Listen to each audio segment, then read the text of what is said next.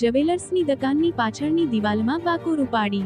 સોના ચાંદીના દાગીના અને રોકડ ચોરી કરી નાસી જનાર ઇસમોને મુદ્દામાલ સાથે કુલ્લે 1,40,750 ની મત્તાના મુદ્દામાલ સાથે ઝડપી પાડતી સુરત ક્રાઇમ બ્રાન્ચ પાંડેસરા તેમજ ગાંધીધામના અંજાર પોલીસ સ્ટેશનમાં નોંધાયેલ ઘરફોડ અને ચોરીઓના ગનાના ભેદ ઉકેલી નાખતી સુરત શહેર ક્રાઇમ બ્રાન્ચ નાયબ police commissioner Shri crime branch Surat શહેર વિસ્તારમાં બનેલ ઘરફોડ ચોરીના ગુનાઓ શોધી કાઢવા આપેલ આદેશ અનુસાર પોલીસ ઇન્સ્પેક્ટર શ્રી DCBના શાખા હેઠળ ક્રાઇમ બ્રાન્ચની ટીમો ઘરફોડ ચોરી કરનાર ગેંગના ઇસમોને શોધી કાઢવા વર્કઆઉટમાં હતા। તે દરમિયાન એન્ટી એક્સટોર્શન ટીમના પોલીસ માણસોને મળેલ બાતમીના આધારે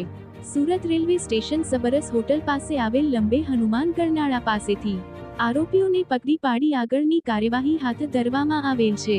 બ્યુરો રિપોર્ટ સુરત।